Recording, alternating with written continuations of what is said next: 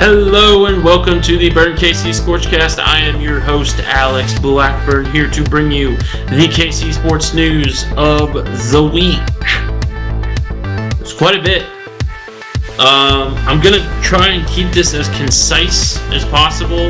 I got a busy night tonight. This is kind of the only night that I can record. But still, want to bring you the ScorchCast as promised every week. I want to bring you guys a ScorchCast. So that's what I'm going to do. But we've got a little bit to talk about. College basketball-wise, tournament starts tomorrow, and it may end tomorrow for a certain team. We'll go over that as well as the burning question regarding the Jayhawks and regarding Kevin McCullough and regarding the Sanford basketball team and why they pose a threat to the Jayhawks. And then we gotta go over Kansas State's NIT loss too, just because I want to. Then we got some college football news. Spring practices started, and we kind of have to go through that preview before the season starts 5 months from now. But still fun to kind of look over these spring practices and see what each team's doing.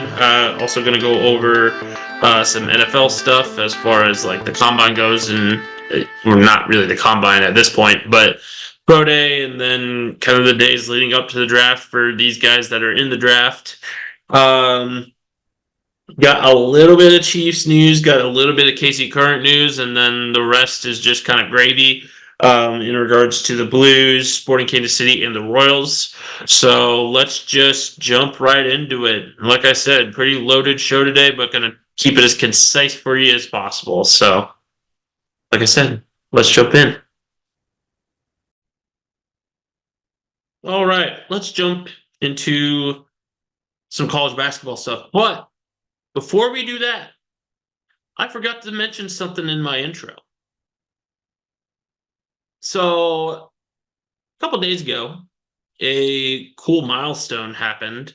I'm celebrating the second year of the Burn KC being up and running as of March 15th. I could not be more thankful for the 2 years that I have been blessed with in regard to this channel. You guys have been so supportive of me. You guys have given me all you can give as viewers, as readers, and I could not be more thankful. I appreciate each and every one of you that have helped this passion project get up off the ground. It's opened quite a few doors for me. I wouldn't be with College Football Dogs if it weren't for the Burn KC. And I wouldn't be deputy editor in chief, rather, of College Football Dogs if it weren't for the Burn KC and just you guys giving me a chance to show what I've got in regard to sports journalism and just freelance work and just spouting off about sports for fun is again just how this started. Just wanted to give myself a platform, and a platform I have been given, and I've taken advantage of it in every way. And again, I could not have done that without you guys. So thank you so much. We're celebrating 2 years with the Burn KC Bracket Challenge. Got quite a few members so far. I believe last time I saw, we were up to 13 members. Let me look. Yeah, we're up to 13 members now. So pretty cool stuff. And they're members from all walks of life in my, in my life. I've got people from work that have joined. I've got people from college football dogs that have joined. Work as in Commerce Bank, by the way, not college football dogs. Um, but I've got family that's joined. I've got family friends that have joined. I've got friends that have joined. So just all walks of life. And it's kind of cool to see for that to just come about, you know? So again, thank you from the bottom of my heart. Um, let's make this a fun, fulfilling bracket challenge, and if you win, you earn quite a pretty penny, $60. So, or rather, 65 now. So that's pretty good. That's a that's it's a full tank of gas and a half. I could use $65. Pretty good. Anyway, let's uh let's go ahead and get into some college basketball stuff. Starting with you know what? Let's start with K State first because I want to start with K State because the KU stuff is going to be long. K State lost their NIT game 91-82 last night against the Iowa Hawkeyes at Iowa. So, you know, it wasn't at the Octagon of Doom. It was in Iowa. Still no excuse for a team that hooted and hollered that they deserved a tournament spot because, oh, we beat KU, we beat KU. Come on, man. That's not a tournament team. If Oklahoma's not a tournament team, that sure as heck isn't a tournament team. And, no disrespect to them because I think they have a fine basketball team. I mean, they have a winning record and they had some quality wins this year. But it, it- let let me be clear. I think they deserve it over Virginia because if you saw what Virginia did last night, anybody deserves at least a play-in spot over the Virginia Cavaliers of 2023 and 2024. They were horrible. They scored 14 points in a half. It's ridiculous. How did that team get let into the tournament? I have no idea. I truly don't. But anyway, going into Kansas State, it's kind of an issue of what now? Who's going to transfer out? Who is going to test the pro waters? Who's going to do this? Who's going to do that? Including, but not limited to, Jerome Tang. Um, I know that there's been rumblings of him potentially looking for another job, just given what happened with the Naquan Tomlin situation and just everything else that kind of happened in this tumultuous year for Wildcat basketball. Um, I don't think he's going to leave, frankly. I think he'll stay. I fully think that Kang is committed to Kansas State, even after all the stuff that Richard Linton put him through and that whole thing with Naquan Tomlin and, players being super inconsistent, a lot. Um, I don't think it matters too much. And I think K State will come back bigger and better next year. Um, because as much of a cornball that Tang is, he's still a solid basketball coach. And if he gets a solid base of players, I think Kansas State is a tournament team once again. But this year they weren't. This year they had a first round exit in the NIT, but at least they made the NIT, right? Anyway, let's talk about the other Kansas basketball school. We're not going to go over Missouri, by the way. There's nothing going on with them. I mean, they officially winless in conference play. That's pretty much the only news that they have. But I mean, Mizzou basketball was terrible this year. I mean, absolutely terrible. So no use in talking about him. No use in talking about Missouri ever as a Kansas guy myself. But I have to because it's Kansas City sports.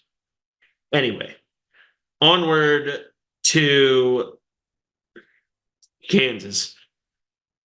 Oh, brother. So I put out the burning question a day before this announcement came. But if you haven't heard already, Kevin McCullough is out for the tournament. And it's the knee. It's the bone bruise that he has in his knee. Um and boy howdy, by the sound of it,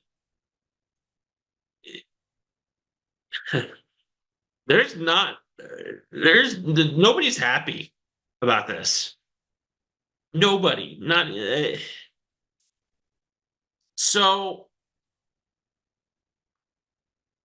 nobody's happy about this, but nobody's happy about it for different reasons, I should say.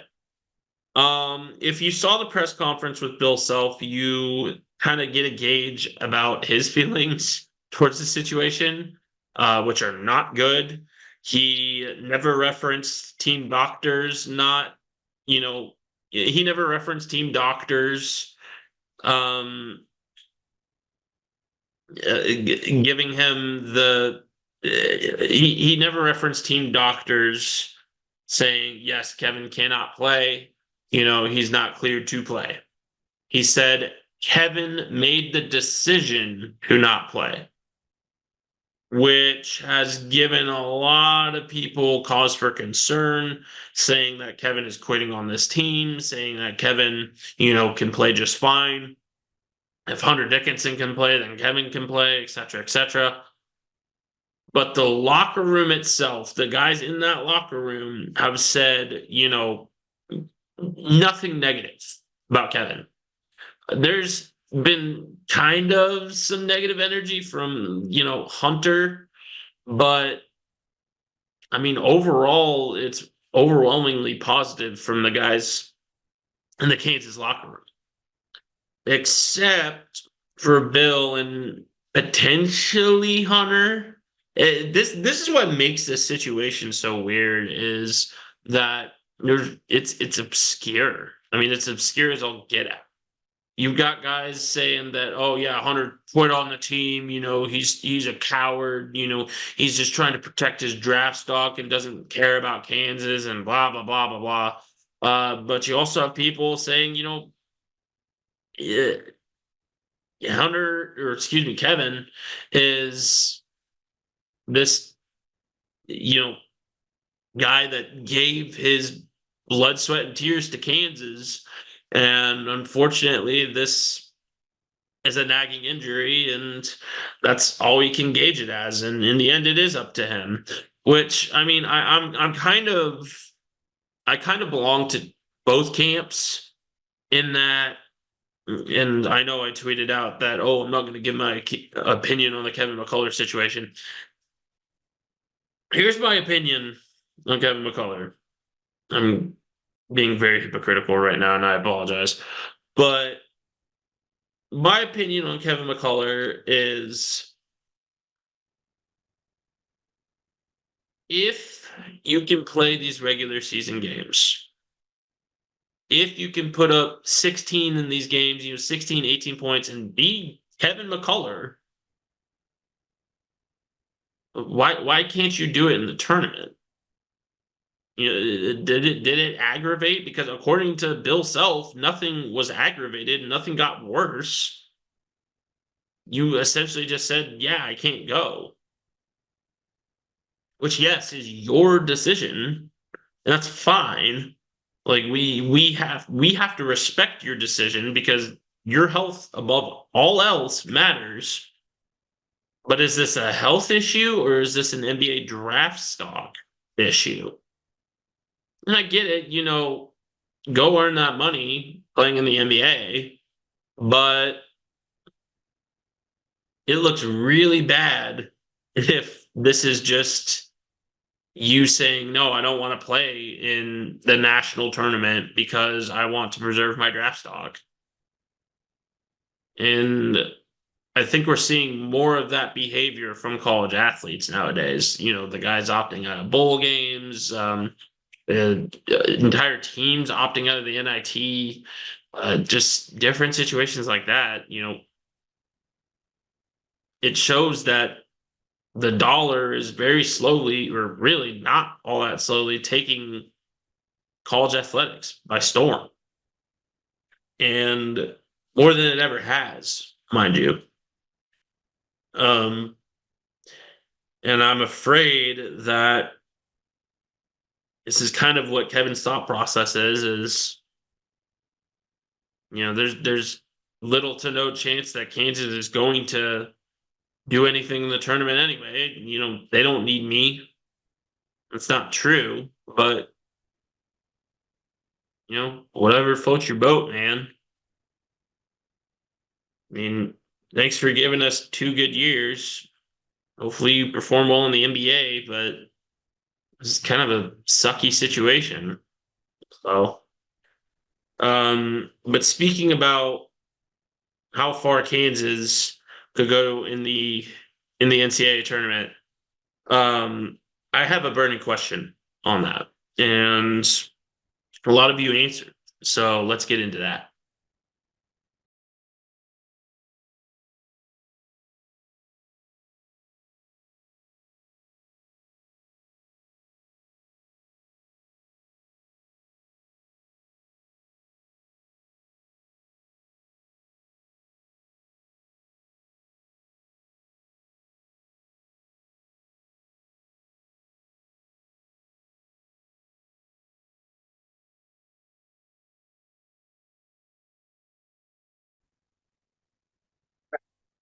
Okay. So going over those numbers, obviously you can see that there is a lot of debate about where Kansas will end up, even before this Kevin McCullough news came out. I still think there is a lot of debate as to how far Kansas will go, but I think a lot more people are going to be leaning towards that first, second round exit, um, rather than anything past the second weekend. Um, I went ahead and posted this on Reddit. I've never posted a burning question on Reddit before, and I've been meaning to because, frankly speaking, this one got a lot of love. So let's go over to r/Jayhawks to kind of see what people are talking about in regard to this burning question. So we've got here. Give me just a second. First time I'm sharing screen. So, okay, here we go. So we've got Rocky Raclooney, Sweet 16 at least. F the haters. These boys can still play. Big 12 is brutal. Notice this was made post or pre, rather, Kevin McCullough injury. Uh, I love his optimism. I do. Rocky, you've got great optimism. Um, I personally think that Sweet 16 is probably the ceiling at this point. Um, but again, I love the optimism.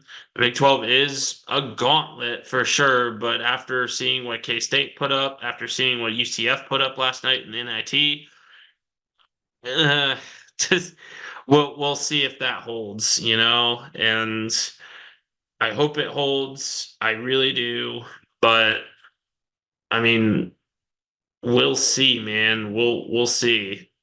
Um, but we've got another one here from Cheese Wins. I think that's a play on words for Cheese Whiz. Cute. Love it. But they say, I think we can beat yeah, can't talk today. I think we can beat Samford, though I'm not counting them out. after that, only time will tell, and any lingering injury issues we might have will only going to make it tougher. I didn't realize that grammar mistake there. Will only make it tougher, though, is what they meant, I believe. You better believe, though, I'll be cheering and probably wallowing like we're the favorite. Um, yeah, the lingering issues have kind of already taken their toll, haven't they? So yeah, we're again another pre Kevin McCullough injury announcement comment. I agree with this. I think we can. I think Kansas can beat Sanford. I don't know how plausible it is that Kansas blows them out or anything like that, but I think Kansas does take it over Sanford. I think the size difference will be too much. I think the play style will be too much. I think Sanford turns it over too much for them to for a basketball team like Kansas not to capitalize on it. Unless Kansas absolutely sleepwalks through this, I think they beat Sanford. Now, the next couple rounds, like Cheeseman says here, anything goes. I mean, it'll all depend on how Hunter's feeling. Like again, Cheeseman says, but on top of that, it'll all depend on how the bench plays. It'll depend on what Johnny Furphy we get, what DeJuan Harris we get for these next couple of games. I mean, this team is going to have to be on their A game. So overall, it's just up in the air. So got another one here for you from oh, that's the same comment. Give me one sec. Got another one here for you. Where are we at? There we are. Okay. So Indolent Architect. It's a cool name. I think we got really lucky with our region and draw. I'm actually pretty comfortable if we get a chance to go up against Purdue. Not saying that we win. The upsets are there, but the region until the Elite Eight is 100% winnable. Not looking past that. These are all pre-Kevin McCullough injury. Um, Kevin McCullough is the leading scorer for the Kansas Jayhawks. He's an incredibly important piece, but they've played without him and they've played well without him. Not every game they've played well without him, but they have the ability to play well without him. So I'm not going to sit here and say, oh yeah, Kevin McCullough is definitely, the missing piece to this Jayhawk team, and they're nothing without him because they're still a decent basketball team even without him, especially now that they have Hunter back. However, over the next couple of days, this team will have a huge litmus test coming up. So I'm skeptic because we've seen this team do great things, but we've also seen this team do just absolutely terrible things this year too. And it's been a tumultuous season for the Jayhawks, but I do agree that every game until the Elite Eight is 100% winnable, even with the lineup that the Jayhawks have right now. I'm not saying that they're going to win it, but it's winnable. So I agree to a point with the architect here. Got one last one for you, and this is probably the saltiest of all the comments. Anything past the second round is an overachievement if they even make it to the second round. By Ryu Sion. I believe that's how you pronounce that. Boy howdy. I mean, you can see the back and forth happening between Kansas fans. I mean, you really can in these comments. There's many people that believe in the votes too for this burning question. I mean, this is Kansas is a true boomer bust team this year. I mean, they are, and even more so now that Kevin McCullough's hurt. And I don't think it. You know what happened with Arterio Morris? What happened with Chris Johnson, Chris Carter, other guys? Uh, that's the past. Bill Self and his staff did not recruit the best this year, and unless they overcorrect this year, it's probably going to be the same story. I think Bill Self realizes this and is going to overcorrect this year. Whether that be changes in staff or changes in recruiting style, I have no idea. I think we save that talk for after the season because right now, I think all the Kansas Jayhawks have to worry about right now is the tournament and winning every game that they can.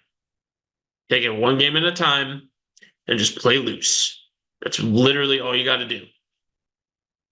I mean, Samford is a good basketball team. I've looked up their stats. I've looked up their play style. They play a style called buckyball. If you don't know what that is, go check out my article, the Burning Question article. And they do have the ability to beat Kansas, especially now that Kevin McCullough's out. However, if Kansas plays their game and if Kansas keeps the ball inside and keeps the tempo controlled, I think they win this game easily. I think they could win every game until the Elite Eight easily. Again, I agree with Indolent Architect. I think this is I think there's a lot of people that just automatically count out the Jayhawks because Kevin McCullough is not going to be playing. And I think while we have seen some bad basketball from the people not named Kevin McCullough and Hunter Dickinson, this team at its best plays like they can beat anybody in the nation. And I'm hoping that we can see that Kansas tomorrow night. Which, by the way, an 8:55 tip up, terrible. At least I'll get to catch it after rugby practice, though. So that's cool, at least. May not be cool, but might be cool. Anyway, we're on to college football. I have talked about college basketball for a while now, but thanks for listening. All right, let's get into some college football, shall we? Spring practices began about a week ago or so, and we're already getting into who's going to be in the college football playoff, who's going to win the national championship, blah, blah, blah, blah, blah. Guys, it's March. We are not going to know any of that until at least August, as far as like who has the best chances and who has the best rosters, etc. The spring's a nice preview. Don't get me wrong, but until these teams go up against actual competition, we're not exactly gonna have a gauge for how well a team's gonna do. There's still newsworthy things though. For example, Kansas State fans are actively blowing out of proportion one clip of 10 seconds of the Kansas, mind you, not Kansas State, Kansas, their first spring practice, a single 10-second clip of Jalen Daniels standing on the sideline while other QBs are throwing. Uh, what's your point? I don't understand the I mean, unless it's for engagement farming, because frankly speaking, that's what it looks like. But there are a lot of people that, I mean, on both sides, yeah, but there are a lot of people that kind of poke the bear in regards to sensitive issues between KU and K State. And obviously, Jalen Daniels is one of them. Jalen Daniels is predicted to be one of the better quarterbacks in the nation this year. Should he stay healthy? But that's just kind of it. You know, can he stay healthy? That's a major question that needs to be answered, and stuff like that. And Kansas State really likes to, push the envelope in regards to just poking the bear in a way. Um, it got to a point last year where Jalen Daniels literally had to come out with a video and say, "Hey, I'm not leaving. I'm not sitting out because I want to. I'm sitting out because I'm legitimately hurt."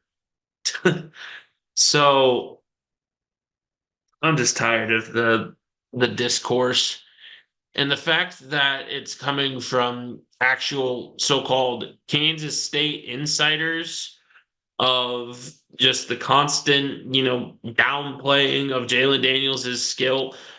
I've watched Jalen Daniels before and I've watched Patrick Mahomes before. I know greatness when I see it. And Jalen Daniels is a great quarterback. Jason Bean was a really good quarterback. Jalen Daniels is a great quarterback.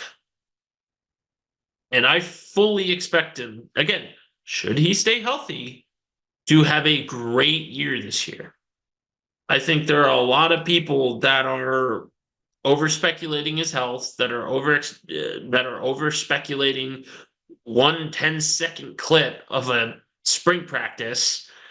Because, by the way, he did throw during that spring practice and he was a full participant in that spring practice per multiple sources, including my own. So I just, it's ridiculous. We also got some footage though from K-State's spring practice that, funny enough, wasn't commented on by a whole lot of KU people. Um, we got some footage though of Avery Johnson throwing the ball. He looks pretty good. I think he's right up there with Jalen Daniels and the rest, and Cam Rising and all the other really good Big 12 quarterbacks this year. I think we'll be right up there with them. So it should be a really good year for the Big 12. Obviously, Kansas State has some new receiving talent that I'm sure will be utilized by Avery Johnson. He still has DJ Giddens as well. I believe Giddens is a very underrated running back. I think he belongs in the top 10 running backs along with Devin Neal. And I think that defense, is going to be even more stout than it was last year, which is saying something. I think the only, the only unit of Kansas State that takes a step back is their O-line, because Cooper Beebe's gone, and they really don't have a ton of guys to replace him. I mean, from what I can see, at least, they'll still have a solid O line. I still believe that. I mean, Kansas State has always had a solid O line, but I don't think it'll be good as last year's. So we'll see if that impacts the run game at all. The receivers look pretty good again from what I've seen. Avery Johnson looks good again from what I've seen, and I mean, I guess my only gripe with Avery Johnson is that he's a buck 80. He's a small dude. He's, I saw a comment about how Will Howard bulked up when he got to Kansas State, and you kind of want to see that with Avery Johnson too, because he takes one good hit and Kansas State may not have a quarterback anymore. So Avery Johnson might need to bulk up a little, but that's just coming from a bulky man. So I don't know. But as far as NFL draft stuff goes, teams pro days are coming up. Got a few announcements in regard to that. Starting with Kansas's pro day participants. So we've got Jason Bean, Austin Booker, Mason Fairchild, Kalen Gervin, Hayden Hatcher, Patrick Joyner, Seth Keller, um, Quentin Lassiter, Kenny Logan, Dylan McDuffie, Rich Miller, Mike Nowitzki, Devin Phillips, Dominic Pooney, Andrew Russell, and Craig Young. It's a solid list. There's a lot of talent from last year's KU team on that list, and I'm looking forward to seeing who could potentially improve their stock well enough to jump into this upcoming draft and who can improve their stock well enough to jump into the first couple rounds of the draft. So I guess when a guy has Kansas next to their name, they're automatically disqualified as being a top 3 round pick. I have Dominic Pooney going in the late second round. I have him going to the Chiefs. And the reason for that is because the Chiefs already don't have a ton of depth at the O-line, but Pooney can play both tackle and guard and is incredibly versatile. He didn't allow a sack throughout his college career and is great in pass pro. The only thing that he needs to work on is his run protection, and that can be corrected. I don't see how that can't be corrected, frankly. And I would love to see him go to the Chiefs. I think he is a top 3 round pick, and I have people saying, "Well, no, that's a reach. That's a reach." And I really think it's because you guys haven't watched him play, for one. And number two, he's got Kansas attached to his name. I think you guys need to start respecting Kansas football a little more because, frankly speaking, they're going to compete for a Big 12 title this year. And the sooner you realize that, the sooner you realize, oh, geez, we have a team that's going to keep with the Joneses come what comes in the future of college football. So I wrote about it, by the way. Go check that article out on College Football Dogs. But continuing on, we have the K-State Pro Day guys. Cooper Beebe, Phillip Brooks, Christian Duffy, Khaled Duke, Hayden Gilliam, Daniel Green, KT Leviston, Eric Brazzaro, Randon Plattner, Seth Porter, and Ben Sinnott. It's a lot of O-line that's participating in that pro day. We got 4 O-linemen participating in the K-State Pro Day. Like I said, their O-line probably took a step back this year. That doesn't mean that there's not still going to be a solid unit. And they did lose a lot of talent, but they have a lot of young talent backing it up. So, I think Cooper Beebe is another top 3 round guy. Ben Sinnott may sneak his way into those first 3 rounds. I think he's probably going to be more of a mid-round guy. I don't like his size for a tight end. I think the fact that he played hybrid kind of makes him into a guy that a lot of people are thinking, oh, he's going to be like a Kyle Juszczyk type of guy, which bodes well for him. But in the age that fullback is kind of phasing itself out, Can he transition to just purely being a tight end? I don't know, frankly. Um, I think he's a great.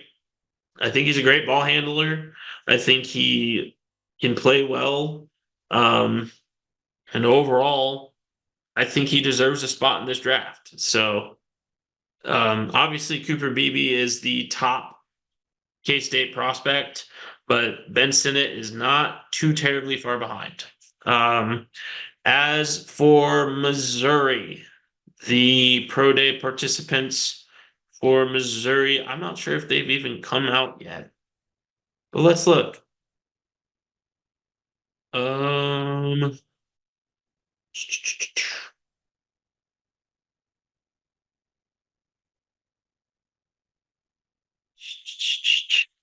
let me look.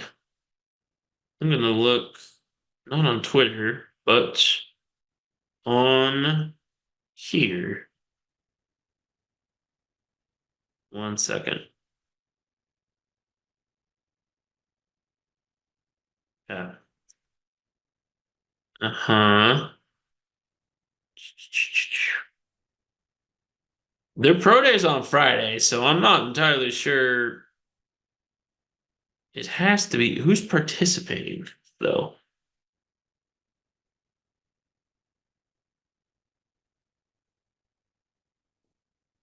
Participants 2024. Gotta get real specific with my Google search here. Um,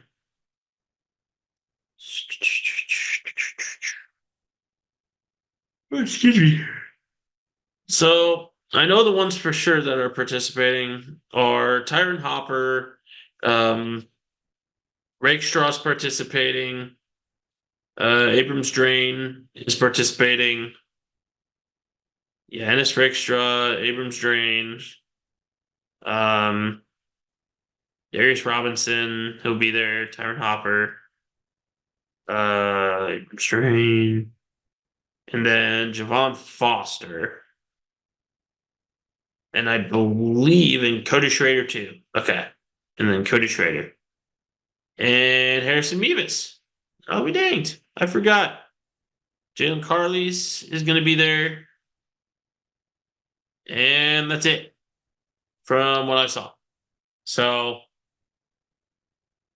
I, again, I think Robinson has a potential to go early. Uh, Porter for sure will probably, or excuse me, Foster will be off the board real quick. I think he's a first round guy. Abrams Drain has a potential to go in the top 3 rounds. At the absolute latest, the third round. Schrader, he'll probably be a late round guy. I think he's going to be an absolute steal though for anybody who gets him. Um, and then Hopper is probably going to be a mid round guy. So that's kind of what I think. Carlis, I don't see him getting drafted. This is kind of the first I've even heard about him. So I don't really see him getting drafted. But that is kind of what the pro days look like for all 3 local teams. Good luck to the guys participating in those. I really hope that we can see a lot of good product coming out into the professional league from our 3 local Division I schools. Anyways, let's move on to the KC Current. All right, on to the Current. So, KC Current had their first home game. Not only did they have their first home game, though, they had their first game ever at CPKC Stadium, which is their new home down by the Berkeley Riverfront. And it's a cool stadium. As someone that went there for the scrimmage, it's an awesome stadium.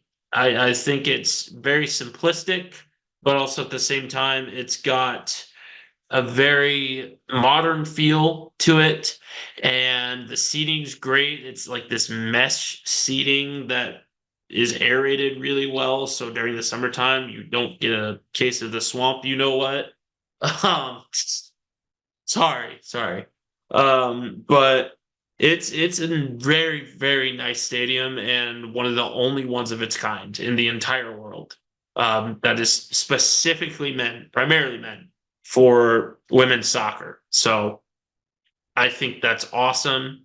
It was a pleasure to see it. Thank you to the KC Blues for giving me that opportunity to see that for the first time and see it before a lot of the general public saw it. So, um, but as far as how the KC Current performed in that first game, that was televised on ABC and was the second most viewed NWSL regular season game ever.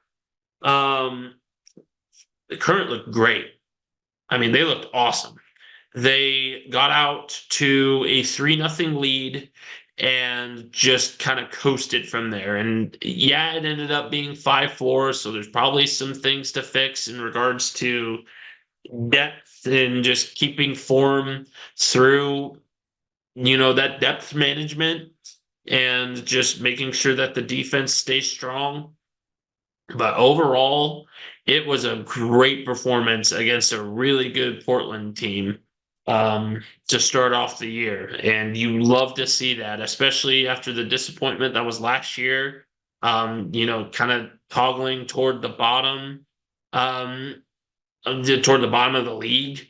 It was a refreshing sight to see. Alex Pfeiffer, the 16-year-old that plays for the KC Current, scored a goal and was one of, I believe, the second youngest player to ever do it in the NWSL history.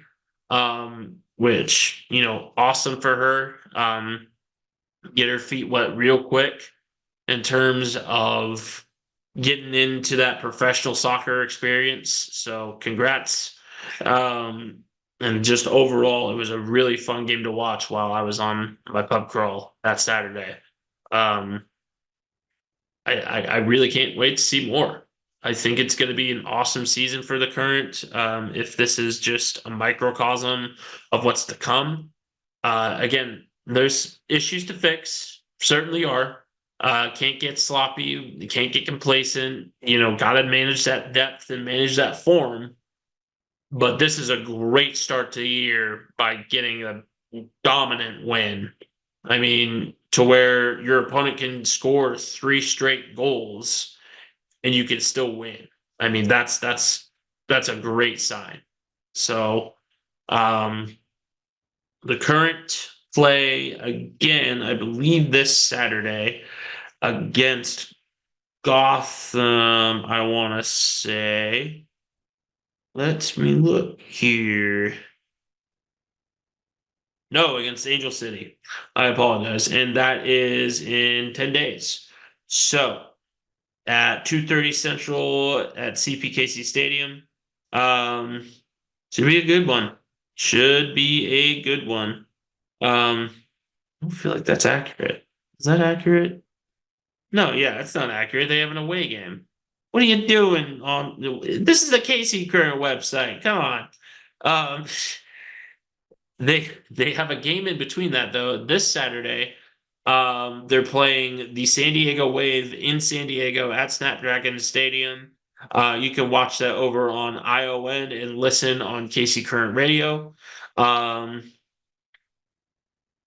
then they have Angel City FC that will be on ESPN, ESPN Plus, and KC Current Radio.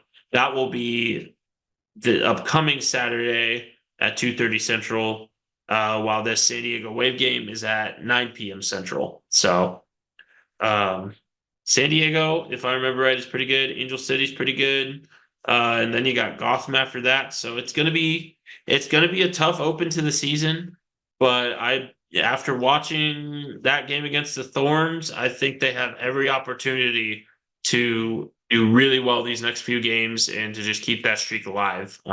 They looked in great form. So again, things to improve, but looked great offensively, light years better than um, what they looked like last year offensively. So overall, really exciting. So we're gonna move on to the Chiefs and then a few minor things to wrap up, and then we're done. So hang tight. All right, let's get into some Chiefs stuff, and then we'll wrap up. Um, we kind of already went over the burning question that I asked a couple weeks ago. If you were the NFL, or excuse me, if you were the Chiefs GM, who would you keep and why? And a lot of you said Chris Jones, understandably so. Chris Jones ended up signing the deal within that 2 week period. So he's back with Kansas City and he'll be here for, I believe, the next 5 years. It was 5 years at 95 million. So get on him. Um, but that means worrying about the L'Jarius Sneed contract. Um, right now, we've got a Patrick Mahomes restructuring that frees up a little bit of cap space. I don't believe it's enough to keep L'Jarius Sneed, just based on what his asking price is and what the league averages for cornerbacks and how he wants to be paid. I don't believe it'll be enough just yet. Uh, we'll see. I think they have the opportunity to free up more cap space. Um, but they did go out and sign a free agent wide receiver. They kind of signed Hollywood Brown to a prove it 1 year deal worth 20 million, or was it 20 million? It was, I think it was a lot lower than 20 million now that I think about it. I think it was it was nine, I think, a $9 million deal. Just off the top of my head. But he was signed to a 1 year kind of prove it deal. So we'll see how he can perform. If he does well, I fully expect the Chiefs to sign him right back. Um, and just Hollywood Brown with Patrick Mahomes as his quarterback could lead to some really good things. So I'm looking forward to seeing how that pans out. Um, but L'Jarius Sneed is the question at hand here. And mind you, you know, the Chiefs just released Mike Edwards too. He's going to the Bills. Um, he was a free agent anyway, so I don't think that really matters too much as far as the cap goes. But L'Jarius Sneed, there's been a lot of rumors being thrown around that he's going to get traded to the Colts or the Eagles or just all sorts of different places. I've also heard that he's fully comfortable with playing on the franchise tag and that the Chiefs are fully comfortable with him playing on the franchise tag. Um, but frankly, I think a deal has to get done at some point. And just based on the rhetoric right now, I think both sides think that a deal can get done. And I think a deal can get done. Um, I think you got to do some reworking of the wide receiver room. I think you got to release the dead weight. The dead weight meaning Kadarius Toney and Sky Moore. Maybe keep Sky Moore and maybe release Justin Watson instead because I mean Sky Moore is still a good slot option. He's just that though. So maybe keeping Justin Watson, maybe not. I don't know. Justin Watson's kind of getting up there in age, kind of getting up there in age as in 31, but that's old in NFL years. Um, but it's kind of an interesting spot that the Chiefs find themselves in regard to making up that cap money for L'Jarius Sneed. So we'll see what happens on that front. Um, Time will tell. I mean, L'Jarius Sneed at least isn't as bad with the cryptic tweets as Chris Jones was. I mean, thank God for that.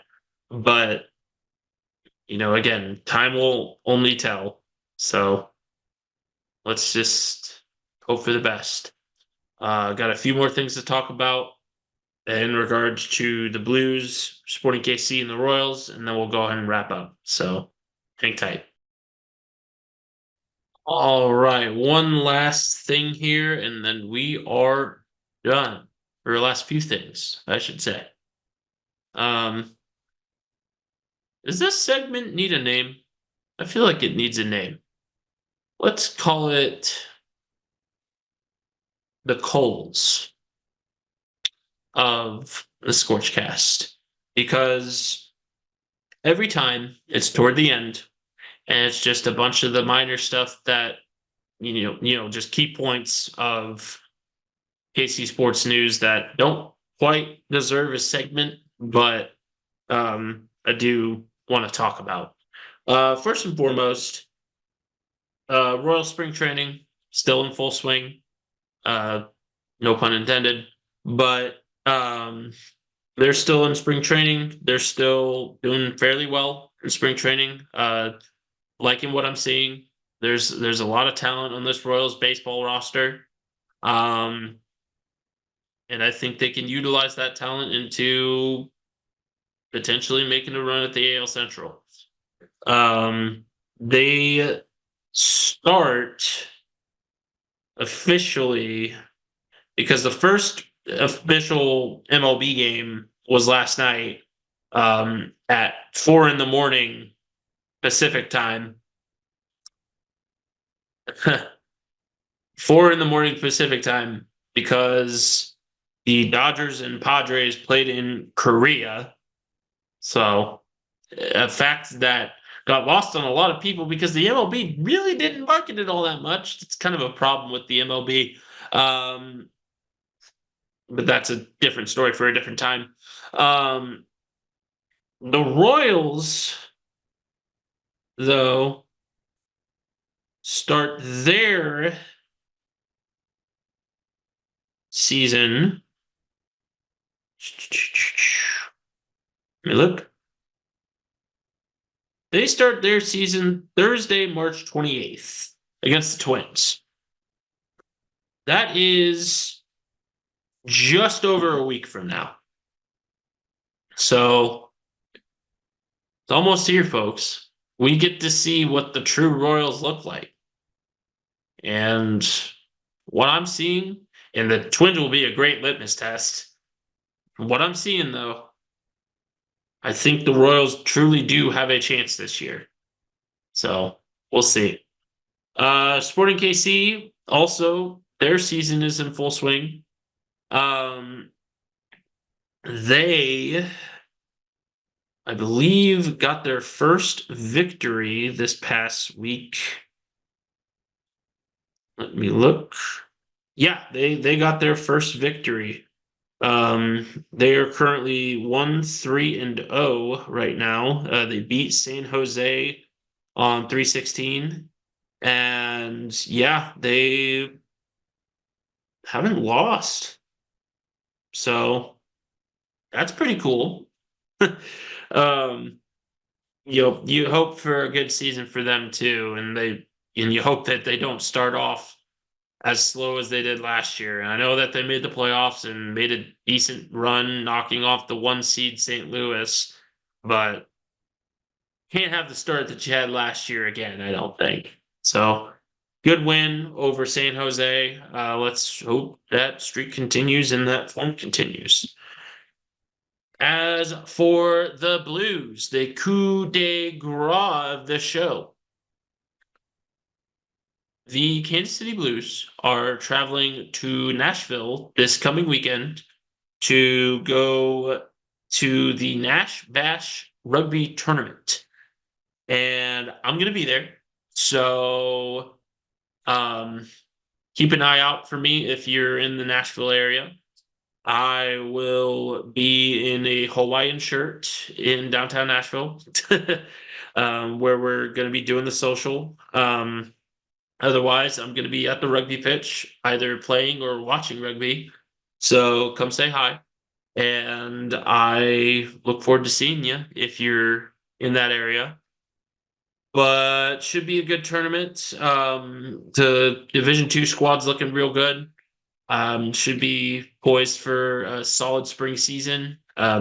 Like I've said before, this spring season is kind of a developmental season for Division 1 and Division 2, and this squad's got some talent. As I've always said, it's got a lot of great talent. So be on the lookout for some names to pop up over this next weekend. So that's our show for tonight. Thank you so much for joining me, and be on the lookout for a show next week, probably either Monday or Wednesday. There's no way I'm going to be able to do it after I get back from Nashville. So probably Monday or Wednesday. Be on the lookout for the next ScorchCast. Should be a good one because there's going to be a lot that happens over the next couple of days with the tournament and potentially with the Chiefs. Casey Curran has another game. College football could be ever changing as well, and a few others. So just be on the lookout for me, my sports opinions, my sports news, and I appreciate your viewership. Happy 2-year anniversary to what we got going on. So thank you for being here. This has been the Burn KC signing off.